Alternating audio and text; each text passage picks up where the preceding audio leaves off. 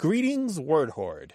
We're here with an exciting option for you, a version of our podcast without any ads. That's right. No advertising interruptions, just the content you love, ready to go in your favorite podcast apps like Spotify and Apple Podcasts. It's another way to support the show, ensuring that we keep bringing you the word stories and language explorations that you love. Try it at waywordradio.org/ad-free.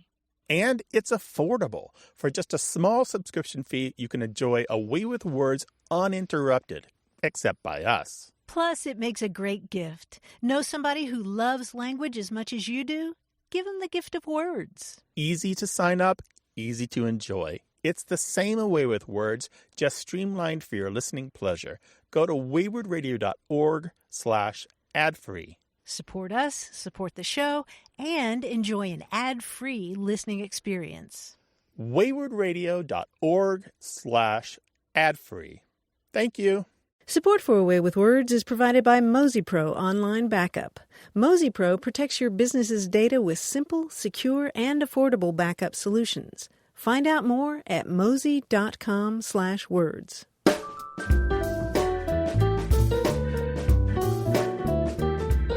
It's another minicast from A Way with Words. I'm Martha Barnett. What are the two most beautiful words in the English language? I'm serious. Go ahead, think about it for a moment. And I'm not talking about the meaning of the words. I'm talking about their sound. What to you are the most sensuous, mellifluous, easy on the ears two words you can think of? Recently, a listener named Brady called us from Seattle to talk about this. He'd just seen a film in which this question is discussed, and one of the characters has an answer that's pretty surprising. I was wondering, in the movie Donnie Darko, Drew Barrymore mentions that the words cellar door are the most beautiful words ever written or ever said. I forget the actual line, but I was just wondering why cellar door is so significant as of all the other words that are out there. Cellar Door, CELLARDOOR? Yes. Do you think it's beautiful? Well, I mean, family has a vineyard in Northern California. I like the idea of it. You're imagining what's behind the door. I see. Yeah. But I think in the movie they're talking about specifically just the sound of it, right? Right. Devoid of any meaning, right? They're just saying that the words are the most beautiful words in the English language, right? Right. The movie was released, I think, in 2003. What's interesting about Cellar Door is that particular idea, that the two-word compound cellar door is somehow beautiful, has been transmitted for probably more than 100 years. You can trace it. It keeps popping up in books and articles. Language columnists write about it. People put it in stage plays here and there. People talk about it in anecdotes and jokes, and dictionary editors will use it in their lists of them, or it'll come up in response to the list of the most beautiful words. And I don't know where the screenwriters for Donnie Darko got it. I wonder if they picked it from a particular source, but I wouldn't be surprised that they just picked it up in an ether, because an interesting thing about this particular two-word compound, cellar door, is that I think it's transmitted without people really knowing where they picked up the idea that cellar door is beautiful to hear or beautiful to say. So you find, for example, H.L. Mencken, he mentions it as a beautiful word in 1922. You find somebody else mentioning it in response to, Funk, the dictionary editor, what's his name? Wilfred Funk of Funk and Wagnalls? Funk of Funk and Wagnalls put out a list in 1932 of supposedly beautiful words, and then all the witty gadflies of the day, F. Scott Fitzgerald and Dorothy Parker and Ring Lardner all had to chime in with the words that they thought were the most beautiful. This is 1932. And two separate people, Dorothy Parker among them, suggested cellar door. I've got uses of it in 1919 and 1921, even as far back as 1911, where somebody attributes it to some unknown Italian and who says, an Italian is authority for the statement that we have in the English language two words which, when joined, have a beauty unequaled by any phrase in the Italian tongue. These beautiful words are cellar door. And so I don't know. I don't know where it got started. That's as far back as I can take it. You'll find people say a Frenchman said it or an Italian said it. Some people say that Edgar Allan Poe said it. Some people say that Mencken said it. Of course, Mencken doesn't attribute it to anybody, and he didn't say it first. And so it's a big muddled mess. If you go to Wikipedia says that J.R.R.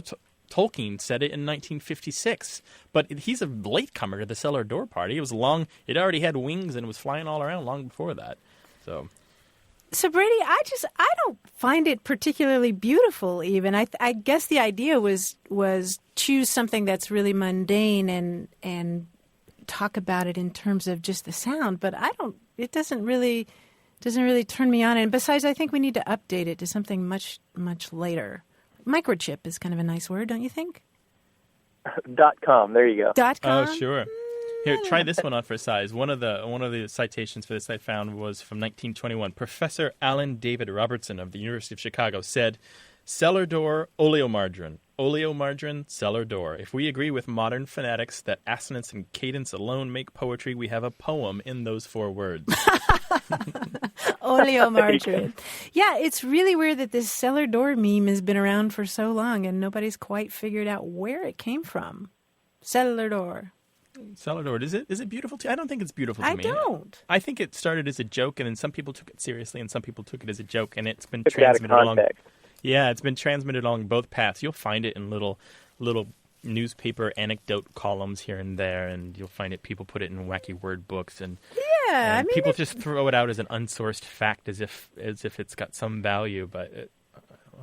Funk's list is much more beautiful. It has words like, lullaby and chimes and murmuring but and when you start talking tranquil. about beautiful words, the problem with a lot of these lists is that people get caught up in the idea behind the words. And Right. Cellar door, it's not about the thing. It's not about the denotation. It's about the connotation. Well. It's about the assonance. Yeah, it is about the assonance, but I don't know How why it it couldn't have sounds. been... What's that?